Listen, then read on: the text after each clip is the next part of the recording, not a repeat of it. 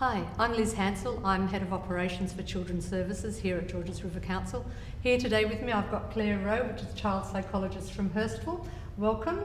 And today we're very lucky we're filming in Hurstville Library's new media lab. Doesn't it look absolutely fantastic? Hi Claire. We've actually asked all of our families within Georges River Council in our services to come up with some questions to ask you that they've got concerns about their children. So one of the questions is, my son refuses to wear clothes that have zippers and buttons on them. What can I do? Yeah, we get this a lot, so it's very excruciatingly painful and frustrating in the morning when you're trying to get out of the house and your 3-year-old won't wear a top because it has buttons on it.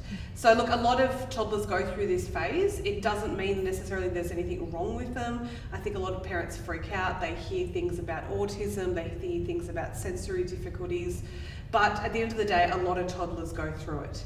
I would actually say you keep trying to offer those clothes, but I actually wouldn't force it. If they really don't like a particular pair of pants or a top, I actually wouldn't force them to do it. It is a phase, it will pass.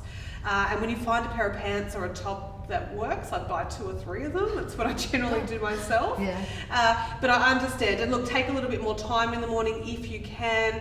I know there's some people like myself who try and leave everything to the last minute. It does take, factor in that extra time if you've got the 3-year-old to get ready as well as the 6-year-old. Try and lay clothes out the night before and try and give them a choice of kind of 2 different things to wear. But if you really hate things with zippers, I would avoid zippers for a year or 2. Okay. Sometimes at the service we'll say to mums and dads, take the hassle out of getting the kids ready in the morning if they're having a little bit of a, if they're distressed about it, and ask them to bring their clothes to school and we will dress them. What do you think about that type of... whatever makes life easier. Yeah. I don't have a problem with that at all. That is a pick your battles type of scenario. People say, but the kids should get ready for you. Yes, they should, but if it's the odd morning they don't, Yep. I tell you what, I think it's better not to show them how frustrated you're getting with them, because Yep. I think sometimes that can fuel, that just escalates the conflict between child and parent. So to remain calm and say, okay, you know what, you're not going to do it for me this morning. I'm going to shove those clothes in a bag and I'm just going to hand them over when I get to preschool and say, one of those mornings, sorry, Yeah. you deal with it. And I tell you what, that kid's going to get ready like that for its teacher, Yes, yeah. which is frustrating. But if that's what you need to do to move on with your morning, do it. Okay, awesome, good stuff. Okay, another one is, how do we build or how do we develop resilience in children? That's a big one. I think resilience is such a catchword, isn't it? Yeah. And it's just been put around so much in the last kind of 10 years as we all want resilient children. And also kind of, I talk about a lot the generation of kind of the teenagers and 20-something-year-olds these days aren't very resilient. Mm. So if we're raising preschool age, we need to think about, how can we steer them to be more resilient? And I suppose when we talk about resilience, we mean the ability to cope with setbacks and the ability to cope when things don't go our way. So our aim is to create resilient adults. You just need to be careful, I think, and this is kind of a good message for parents, is that, toddlers and preschool age children don't cope very well when things don't go their way, and that is developmentally normal. Yeah. So they are learning, and the expectation that they didn't get what they want and they're going to kind of say, I'll kind of suck that up and carry on, isn't always realistic, and that's okay. All right, that's all right. But coming back to the question of what do we do to increase resiliency? Well, first of all, we model it ourselves, and that's probably going to be my answer for a lot of things today. Is that.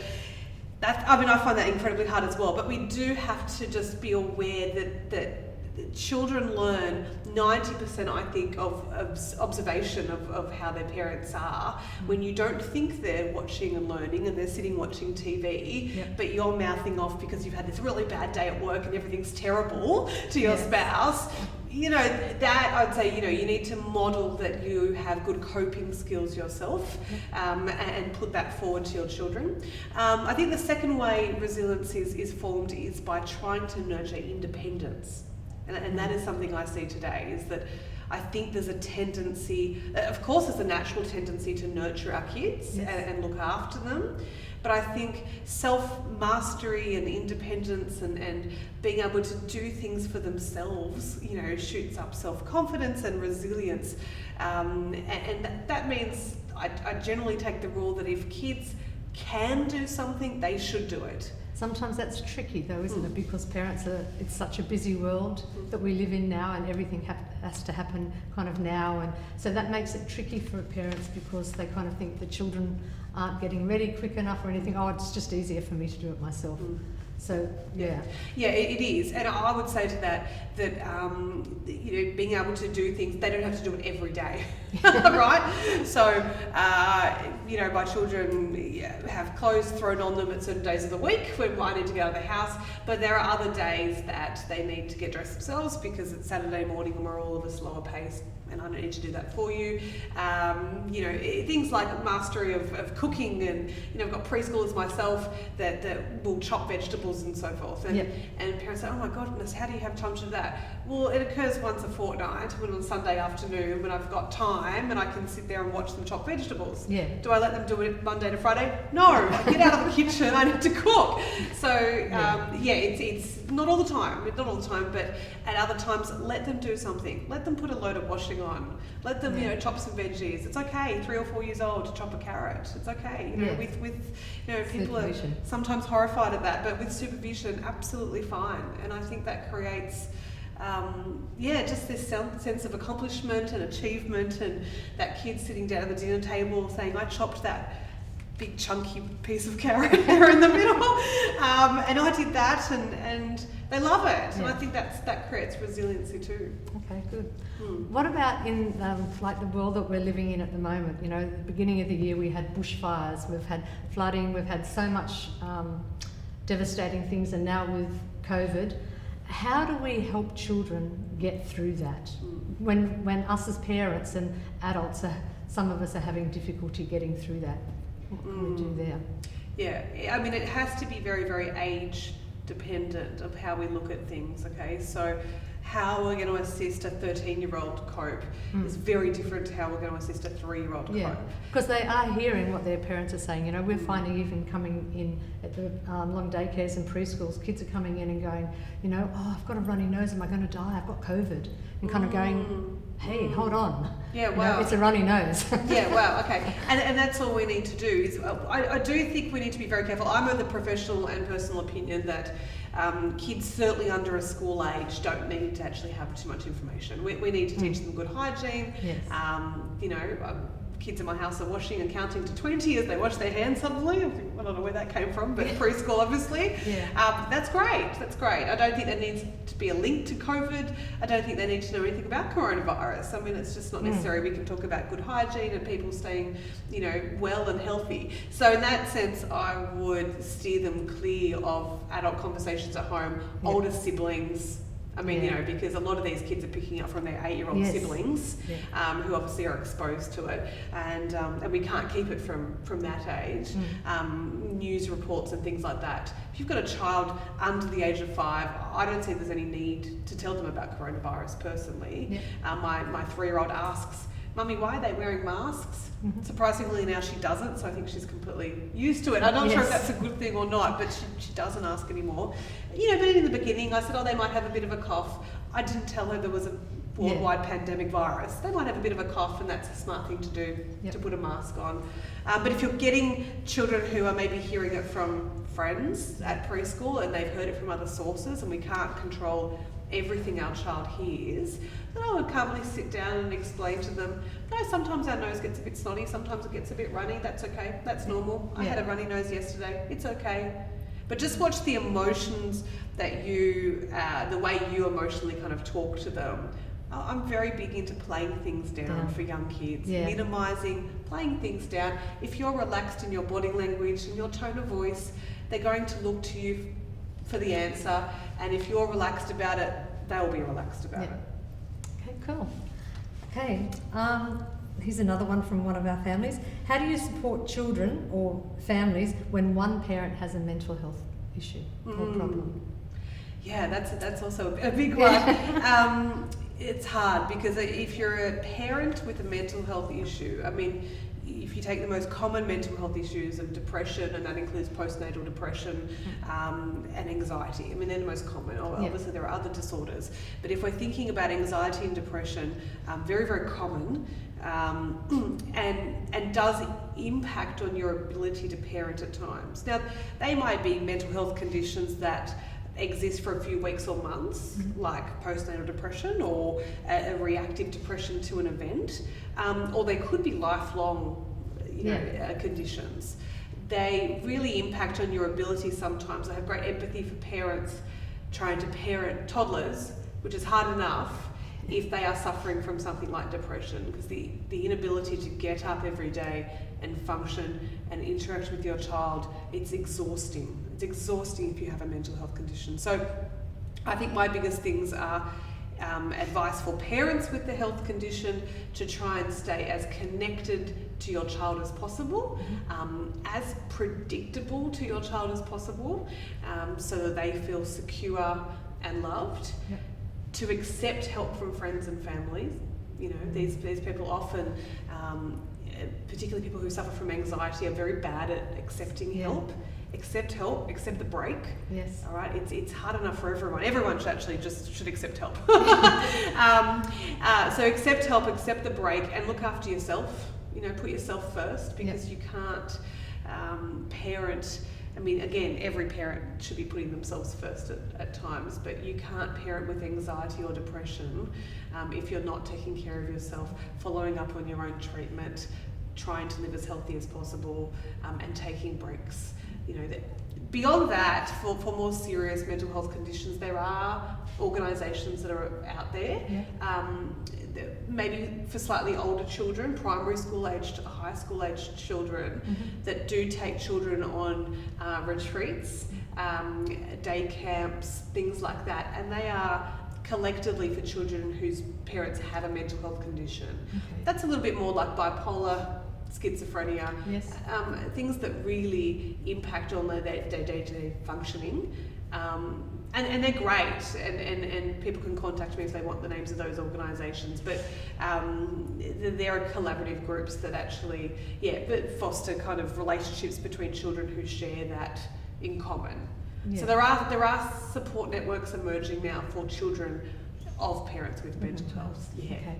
What about like getting that support from the extended family, especially for the children?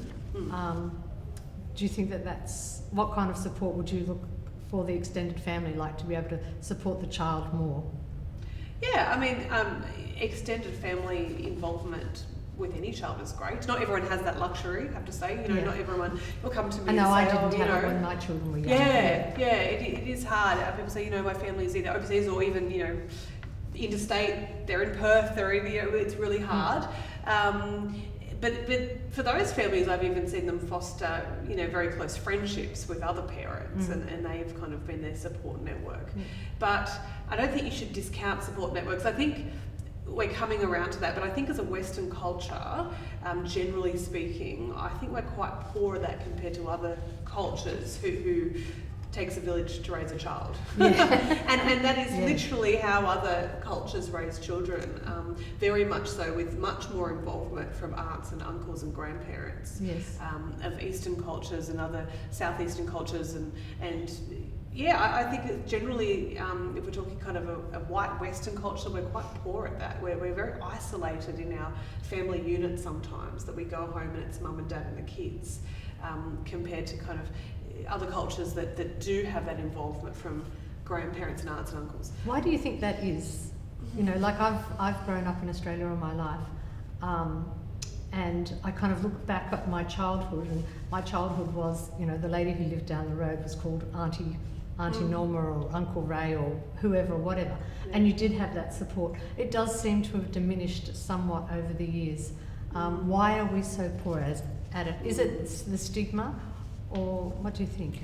I think it differs from family to family. There's probably broad overarching changes in family lifestyle that have contributed. it's all very well and good for me to tell families not to be so busy, but I hold on to the fact that is that an achievable goal in living in the middle of Sydney or middle of a capital city these days? But families are busy, and I am a huge advocate in my practice for practically working with families of how they can slow down. But I think busyness creates isolation. Yeah. I mean, it's like the busier you get, the more isolated you are. Parents go to work, long hours, come home, food on the table, and that's it. And so we're kind of passing ships, and there's not that time to sit back and connect with people and have downtime as adults, let alone our children. So I would say that is a big contributor to working parents. And look, that's what needs to be done if you live in Sydney. You need 2 working parents. I'm certainly not advocating that people drop employment, but it's just not feasible. But we need to look at the effect on that, and we've got 2 full-time working parents, which is the same in my household. Yeah. And the effect of business and how we lose then connections that we say, oh goodness, we haven't seen the grandparents for 6 weeks, we better see them, or weeks and months go by without solidifying for our children those connections. Yeah. There was a slower pace. I mean, a lot of people recall their own childhood as a slower pace, even one generation back. And so I'm not sure the reason for that, but I certainly, we had Auntie Beryl down the street, and it was kind of in the cul-de-sac, and we knew neighbours, and I certainly don't have that connection in my street at the moment to knowing I know my immediate neighbour, but I wouldn't know beyond that, and that's quite sad. Yeah, I think the same. I can remember, Mum would go and borrow the cup of sugar or something. You'd no sooner do that now than fly to the moon. No, it'd be quite awkward, wouldn't it? Knocking on someone's door saying, do you have any sugar? I mean, you'd drive up to the supermarket and get sugar if you really needed it. You don't want people to think that you don't have the money to go and buy the sugar. Well, that's how it might come across, actually. I've never thought about it like that. But people would just go, I'm not going to go up to the supermarket for an egg, I'll just duck next door and see if they've got one. Yeah. That's certainly gone. I mean, it would be, as I said, I would even think of quite strange, someone knocking on my door, but lovely at the same time maybe. But maybe we need to reintroduce the borrow the cup of sugar.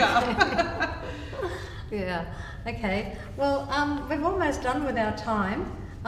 Thank you very much for today, and Claire Rowe will join us again on another session in a couple of days' time. Please send in your questions if you have any, and thank you very much. Thanks, Claire. No problem, thank you.